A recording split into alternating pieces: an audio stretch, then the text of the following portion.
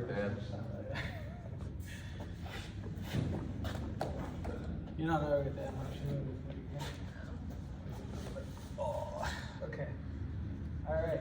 So, yeah, in our in-house curriculum that all of our coaches will go through, I figured this was a good starting point because I remember reading this in my level 1, and I've seen it.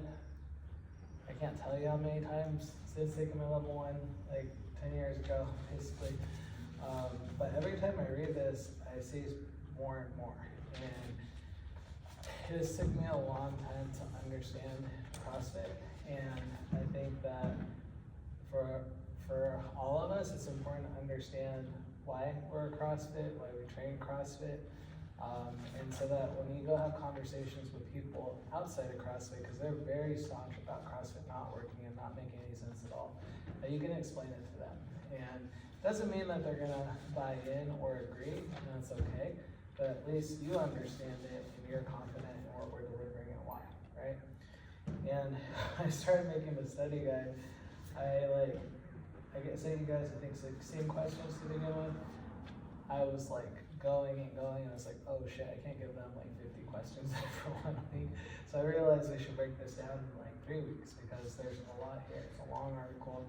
But there's just a lot overall. Did you send questions with it too? Yeah, I did. Okay. I didn't see that attachment. That's okay. There's another one. I'll resend it if I don't get it. I'm gonna make sure everybody does it. Okay. Yeah.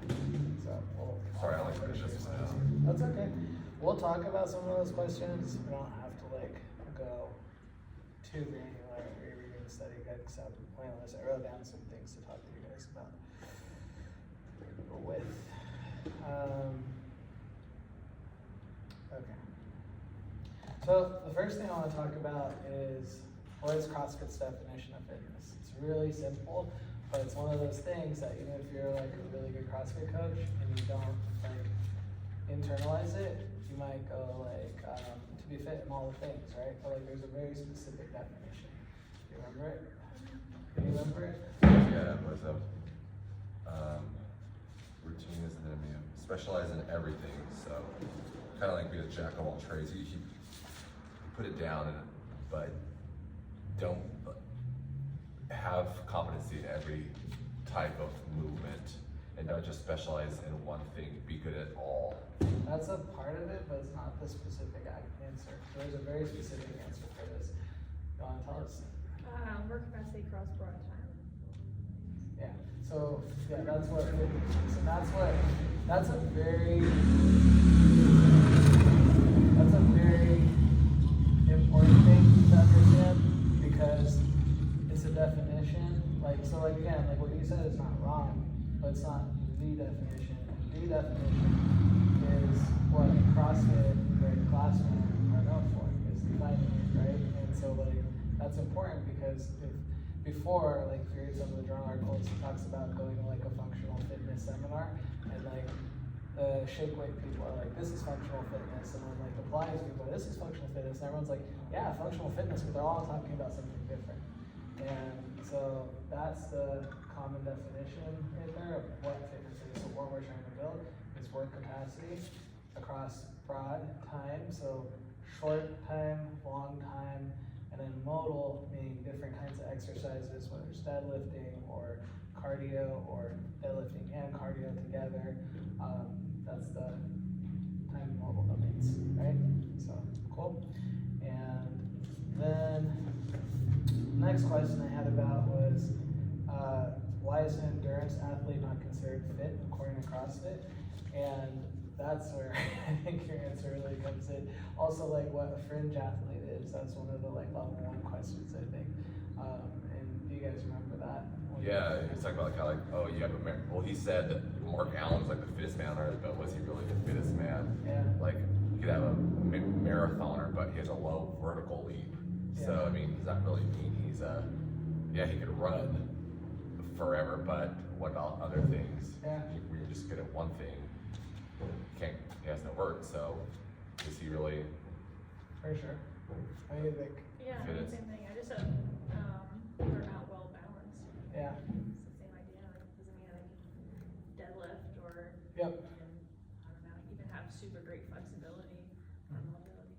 Yeah, and that idea itself of that being fitness is what that definition birthed, right? And so like before that, people would think that an endurance athlete is fit or a bodybuilder. And like one thing I've become really aware of recently is I've met a lot of like yesterday I met some guy that was like really in good shape and buff. I don't know what he does. Maybe he does CrossFit, maybe he doesn't, but I was thinking about it and I was like, just because he's in shape like that doesn't mean that you can do all the things that we do in here, because that's very common. And one of the other things like I really think matters is for us to understand counterpoints and how people think outside of the CrossFit world. And so like, have you guys ever heard someone say that a CrossFit person is not fit? Have you seen it on Instagram or YouTube, or have you seen any of those arguments at all in your time? I don't know if it's like a necessarily an attack on their fitness, but more like, obviously like the thing with like pull-ups to like, Yeah. or not saying pull-ups. Cheating pull-ups, Yeah, Yeah. right, or like. Jimmy's cheating. Yeah. Right, it'd be like, I don't know, there's a bunch of like influencers that like to like Yeah. tease on CrossFit, whether it's like for real or not. Yeah. Like there'll be like a bodybuilder in the gym, they'll do like swings with their like cable machine, Oh, or yeah. like if CrossFitters came into a bodybuilding gym or something, Yeah. and they would like, you know, they do some absurd movement. It's Yeah. like, no, that's not, you're not understanding. For sure, yeah. Yeah, that's common. And we talked about it like in our larger body athletes class, where I mean, everyone is like different shape and size, and you know, to say this is not an athlete, it's not true, because they're coming in and they're doing their version of what the movements are, and just to downplay, oh, well, I'm looking visually and looking at them, that can't be a CrossFitter. Yeah, I that's mean- fair. CrossFitters don't have a size or shape either. Just like I said, the buff guy yesterday, he might be really fit, he might not be, right? That's good. Do you remember what the CrossFit definition of an athlete is?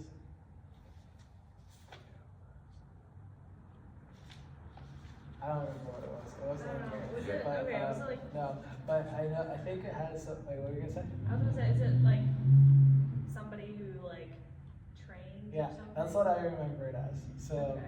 that's why it's funny, because sometimes people will say, you're not really athletes, and it's like, well, if you're training, right? It's an athlete. Dude, that's crazy, bro. Yeah. I remember, like, even if I saw something like that on social media, bro, I'd be like, let's Yeah. have a chat. Yeah, Like, for sure. Let's get something straight. For sure. You know? You know, another thing, so one thing I've seen, you guys probably haven't seen this, but there are people who say that there's a lot of people right now actually that used to be competitive CrossFit athletes that are now doing something else, and like they're like doing online coaching and stuff. I shared a post about the other day about like I did CrossFit for 10 years. I was always burnt out. I had hormonal issues, yada yada yada, and like it's true. That's that person's experience, right? Yeah. So it's not true. Yeah. But like, it's two things. One is training competitively is different than doing one workout a day. And it like, if you do one workout a day, every day, and it's randomly enough variance and like done well, then like you shouldn't overtrain. You shouldn't do too much of the same stuff. Cause I've looked at it before, cause I studied like regular training, right? And so like if you're doing a full body routine where you're doing upper push and pull, like hinging, squatting, lunging, core work, and you're doing 4 sets of each of those, so that's like, what's that, 24 sets of exercise in one day, 3 days a week? Or if you split it up and you do like the upper on one day in CrossFit, and then the next day you're doing like a deadlift, and the next day you're doing like running, right? Like, it's actually not as much or close to the same amount. So, and it was just really interesting because I think the people that are like that had that experience were training competitively, and they probably weren't resting, recovering appropriately, right? So, Yeah, no, I think, like, I can totally relate to what they experienced for sure. Yeah. But that, again, that's a result of overtraining, and like, I think that was very much so, and I have listened to a lot of like competitive podcasts and everything, and that was very much so the culture back then, in like yeah. Rich's era, right? It was just like, I'm gonna do everything every day. mhm. But now, obviously, like, people people are more educated, and now like there's a lot more coaches in the space that come from different backgrounds. Are like, hey, no, this is not, Yeah. this is not the way to go about it. So I definitely think that it's gonna like make a turn, because now people are like, you know, realizing like, hey, like, you know, you shouldn't Yeah. lunge or squat every single day. Well, and it's funny because at the same time, yeah, the overall culture is making a turn, but there's people that have been at gyms for like, I mean, look at our gym, like we have like 15-year members and they're still here, right? And so they've been through that, but then they found like how to be consistent and steady. And that's what matters overall, it's just consistency and showing up. So. Yeah, I think a lot of the burnout, like did you read Rich Fronings's book? I'm not, no. Yeah, he was, I mean, for what he was trying to do, 3, basically hero logs per day. And it would require him to I need, 10 to 11 hours to sleep. Yeah. And I mean, not the everyday human doesn't have that time to recover. So a lot of the burnout is lack of rest and getting the body back for the next day. Yeah, and he also, like, he talked about it, and I saw a YouTube thing the other day where he talked about like genetic potential, and like he could do that, right? He could do the hero workouts in a day. Right. Not everyone can, like, and that's important to understand as a coach, because like what works for you personally might not work or be bad for someone else. Like, maybe not be bad, but like, you just have to understand that, have realistic expectations for people they train. Yeah, no, I think it's really hard for like the people who don't do CrossFit to like fully understand, because I feel like you're seeing, like, there's a lot of mixed like media on like what CrossFit is out there. You know what I mean? Like, you'll see like, you'll say like games athletes, posting their stuff like, oh my god, that's crazy, like I could never do that. And then you'll see like, then there's like the good, I feel like, media out there where it's like the general, gyms and like good coaching going on, and then you see other videos of like, there's an Instagram account called Gordito CrossFit. I don't know if it's a joke or not, but I like the fact that there's even CrossFit on the name of that Instagram account, I feel like is so detrimental to the community, because it's like people deadlifting with rounded backs, it's people like falling off of rigs, it's people like getting hurt or like doing dangerous Are they making stuff. fun of them? No, that's the thing. I don't know if it's a joke or if it's for real. But like, I'll show you some of the videos, because like my friends will send them to me, and I'm like, oh my gosh, like that's horrible. Like, where was the coach? So I don't know if it's like for real or a joke, but I hope it's a joke. I'll tell you, it's so hard, like, because different gyms are different coaching, right? And it's funny because it's one of the things that makes CrossFit awesome, is like the ability to individualize and like run your gym the way you want to, but also it can be detrimental too. Okay, so I'm not gonna read each of the 10 general physical skills, but one of the things I did not put on the study guide that I think is important to understand is how you develop those. And there's 2 ways that the article says, 2 specific words. One is training and one is practice. And so training is something that happens, training is what leads to organic changes in the body. So it's what leads to your physiology changing. And I guess I didn't end up saying the 10 general skills, but it's like endurance, strength, stamina, and flexibility. You have to train those things. So if I want to have less tight hamstrings, I have to stretch my hamstrings regularly. If I want to develop my cardio, I have to train the same with my strength, right? And then the neurological skills were coordination, agility, balance, and accuracy. So those are changes that happen in the nervous system or the brain. And then 2, this is like, I think these are really important, that are both organic or training and practice, organic neurological, are speed and power. And I've thought about this like so much in the different things I've trained over the years since starting CrossFit and being honest training. Like, have you guys ever thought about how fast your legs move when you run? I did yesterday when I was pacing our fun run. Yeah. The giant dinosaur costume. So yeah, I was in a costume, but I had to. It was a new type of walk that I couldn't see through the mask. A long story, but yeah, I had to do short steps because I couldn't stride.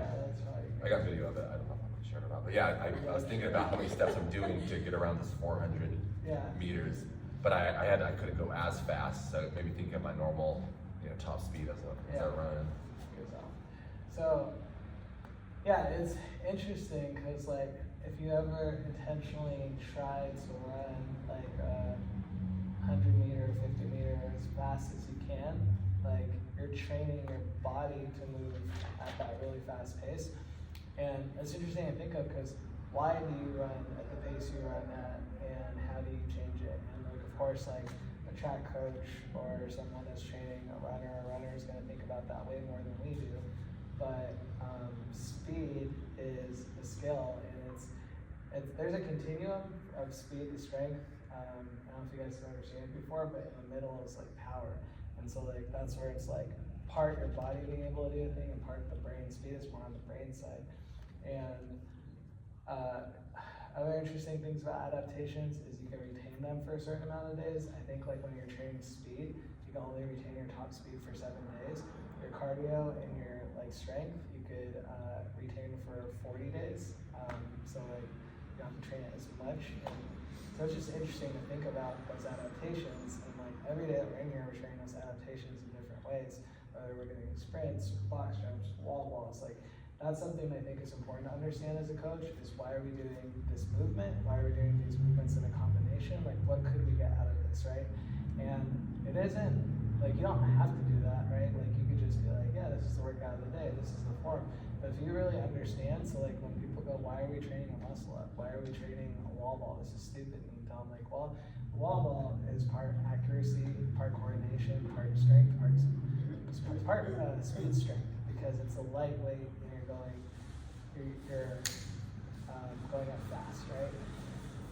So I don't know, I think that's really important to understand because it distinguishes our program from other programs.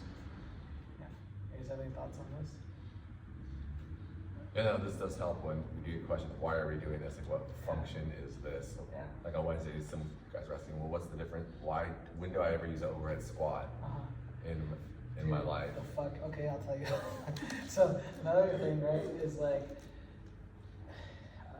I've learned a little bit about movement over the last year because I've been working with a lot of people that have pain, and so you're like, so this is the external environment, the world, right? And you have your internal environment, which is in here, and then the parts of your body that directly work with the external environment and send feedback to your brain are your hands and feet. And of course, like we're sitting right now, so our butts, I guess, but like technically it's like our hands and feet. That's why our hands and feet have so many nerve endings in them. And the more information, and then there's also like your proprioceptors, which is like sensing where your body is in time and space, like throughout your body, right? Like knowing if there's someone standing behind me or not without looking or them touching me, right? And the more different movement like strategies you have, the better suited you are to deal with the external world. Like because your body can choose like one of those strategies and like in the moment, like if you're about to fall, like I'm pretty good at like most times when I trip, I don't fall. Like I'll trip, but I'll catch myself and it'll be really weird and really fast. I can't control it. It's not conscious, right? But I do it. And I think that has something to do with all of the CrossFit. And so like the overhead squat, there's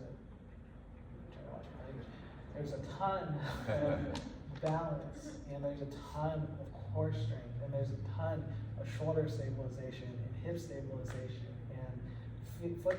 There's so much, and like so, where will you use it in the everyday world? I mean, I like to I went to a museum in the Midwest once, and I did overhead squat with a dinosaur bone. But like outside of that, like we might not, but like it's just being able to, right? And then just think about what that does for your brain. Like, I don't think anyone has really studied this as yet that I know of, or maybe not directly through CrossFit, but, you know, like, we get new brain connections and stuff, and a lot of the time people are, like, memory games, and, like, what else, like, learning new skills, right? Well, like, CrossFit and exercise and overhead squat is, like, a new skill, and, like, your brain must be going crazy when you're trying to learn it. You're like, do I go this way? Like it's like that when you get it, like what does that say about the change that took place in your brain? I don't know. But I think it says something. I guess not to go back to the run yesterday as well, Collins could attest to this, but you guys ever seen those giant dinosaur costumes that for the deflatable ones? Yeah. You move, you can't see out of thing because it gets all. So the second graders they're not supposed to stay back me. They don't listen. So the first I was running, one of them cut me off. Actually, two of them did. So they tripped me. So basically, they were under the costume, and I was about to topple over them because they cut me off. But I had to go into flight mode and balance myself. So I was doing like a one-legged like RDL to not fall on these kids in a giant costume. So I regained my balance, and I was like, okay, because if you fall over, you can't get up in that outfit.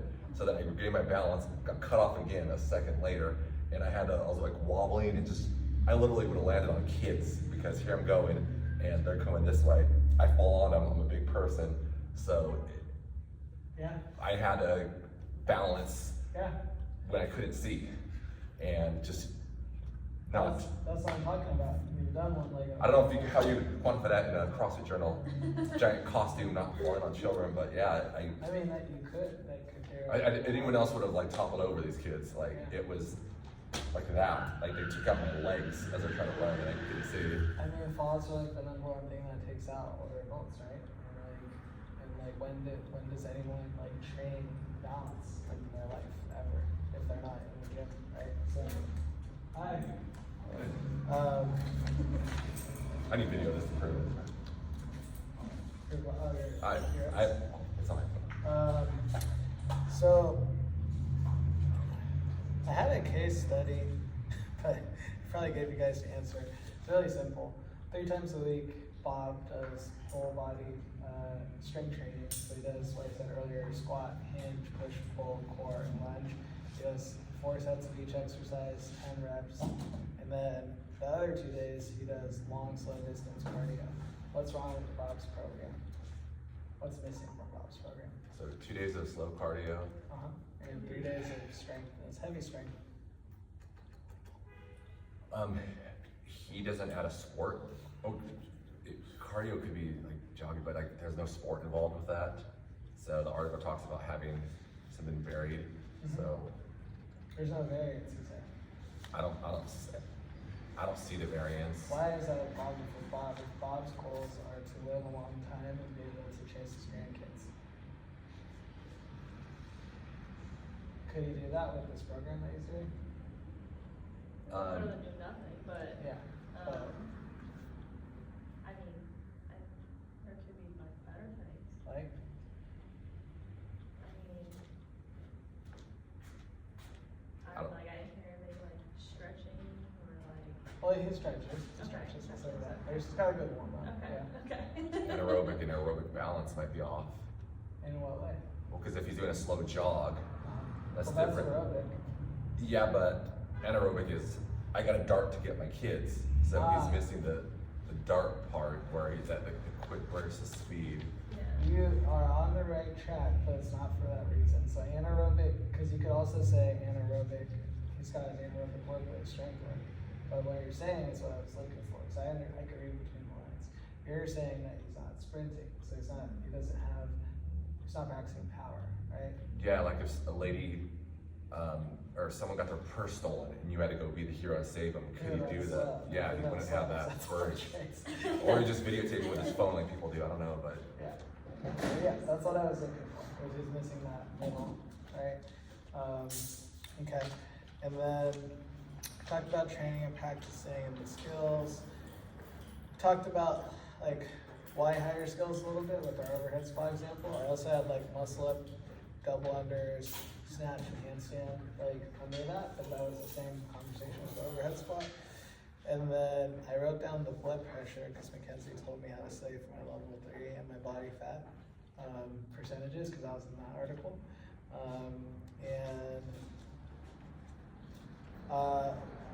One other thing, the last thing I thought that was really important to talk about, it's good, I'm gonna finish early, is first, second, and third wave adaptations. So I did not pay any attention to that 10 years ago or any of the other times I read the journal, and then I paid attention to it like a couple months ago. And so first wave adaptations are adaptations that increase maximal oxygen consumption. You guys know what that is? Maximal oxygen consumption? Exactly. Very, very popular term right now, right? That's the gold standard of health according to most people. And then the second is increase, trick question, is that the gold standard of health according to us? What's it? Yeah, Yeah. It was in my head. Yeah, what is it? Yeah. You said it already. Yeah, to like just be well rounded. Let's go, build up the specific answer. Increase Oh, work capacity. oh, I know you were looking for the specific, like, specific definition. And the ability to move large loads over long distances and quickly. That's the thing, because we believe if you could move large loads over long distances quickly, then you have good VO2 max. You have everything else, right? You have the blood pressure below 105. That's for me. But, oh yes, 105, 55 is fit. That's what I put up there. Okay. Give you skills and So, give you an edge. first wave adaptations are conserve maximal oxygen consumption.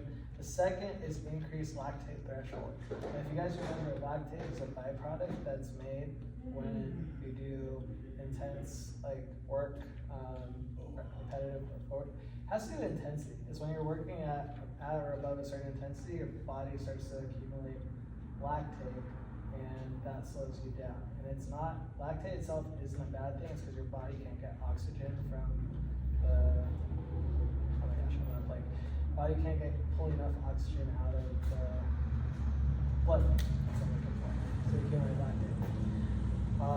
And then the third wave of adaptation is increased efficiency. So you got efficient at doing the thing.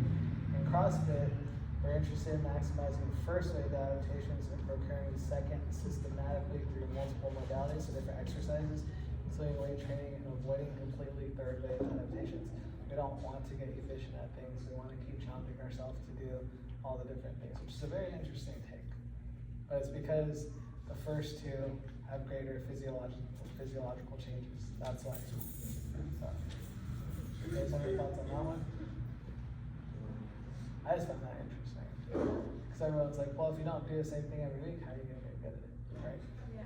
And I think sometimes there's a time and place. Like, I do believe that still. I think if you want to get better at something, you should focus on it. But then once you, like, if you, like, especially if you have a deficiency, like, that's when you should focus on it, work on your weakness. When you don't have a deficiency, then you should do a well-rounded program. All right, I'll let you go because you got to get ready for class. Is that good? Yeah. Next week, there's a lot more stuff. Okay. So we'll go into, like, the modalities. This is Timothy Station, right? It just